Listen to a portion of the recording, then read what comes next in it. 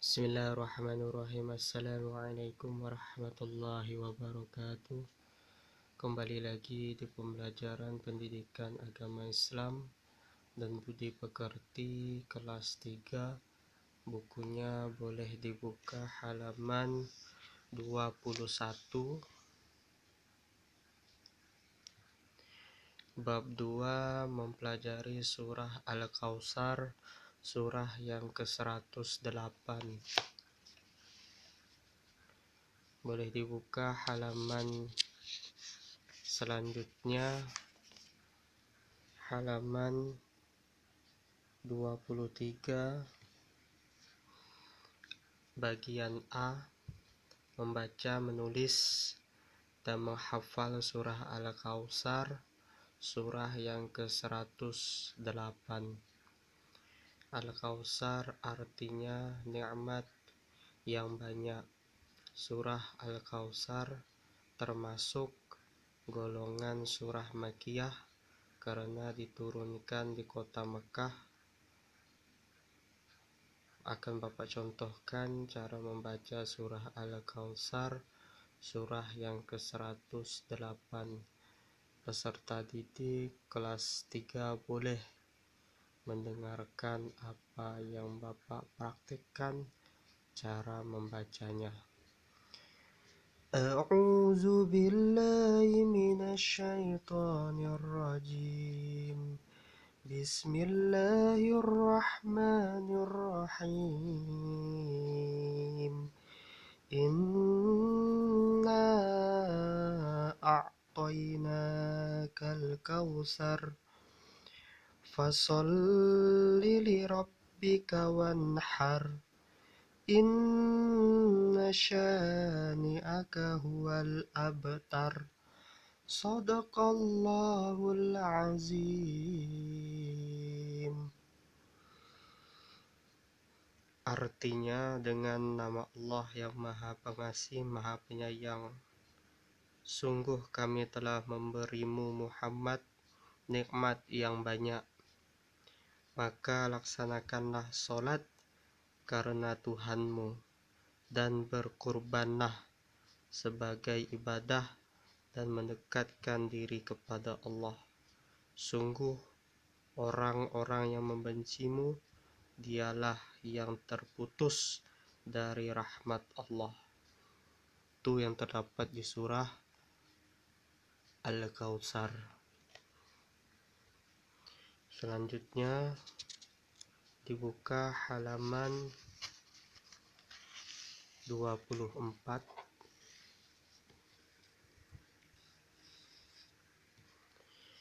Di bagian B, hukum bacaan surah Al-Kautsar, surah yang ke-108. Yang pertama yaitu hukum bacaan di dalam surah Al-Kautsar. Yang pertama, mad jaiz munfasil. Mad jaiz munfasil terdiri dari mad tabi'i.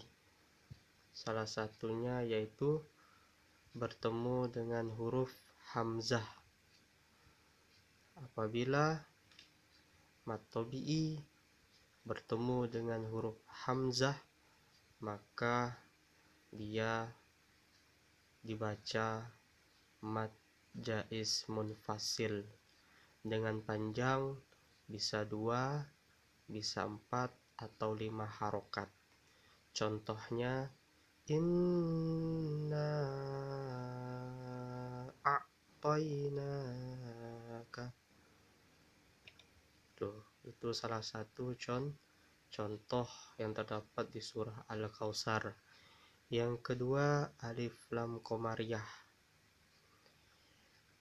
Alif lam qamariyah, jika ada alif lam bertemu dengan salah satu huruf qamariyah, alif, ba, jim, ha, kho, ain, ghain, fa, qaf, kaf, mim, waw, ha, ya, maka dibaca jelas atau tidak lebur ke huruf berikutnya. Contohnya di dalam surah Al-Kautsar, Al-Kautsar atau Al-Kautsaro. Itu contohnya alif lam ketemu dengan salah satu huruf komariah. Yang ketiga, izhar halqi. Izhar halqi terjadi jika nun sukun atau tanwin bertemu dengan salah satu huruf halqi. Huruf halqi itu ada 6 huruf: alif, ha, kha, ain, ghain, ha. Terus salah satunya ketika bertemu maka hukumnya bacaannya sebut dengan izhar halqi. Contohnya anhar, anhar, anhar, maka dibaca jelas. Selanjutnya yaitu gunnah. Bacaan gunnah jika terdapat huruf mim atau nun bertasydid. Huruf gunnah hanya ada 2, yaitu nun dan juga mim. Maka membacanya secara dengung. Itu salah satu huruf gunnah. Contohnya apa? Contohnya di dalam surah Al-Kautsar, inna syani'aka. Tuh kayak gitu contohnya. Maka di situ ada huruf nun bertasydid. Maka itu hukum bacaannya gunnah. Selanjutnya mad tabi'i. Mad itu artinya panjang. Dan kalimat yang mengandung bacaan mad harus dibaca panjang. Terdapat berbagai macam bacaan mad.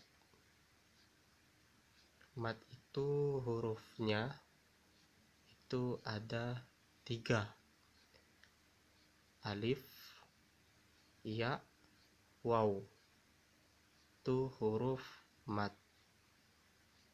Bisa disingkat ayu. Biar lebih mudah peserta didik kelas 3 menghafal huruf mad. Alif, ya, waw. Bisa disingkat ayu. Contohnya apa? Dalam surah Al-Kautsar, syani'aka. Tuh. Situ ada huruf mad, yaitu alif. Selanjutnya qalqalah sugro.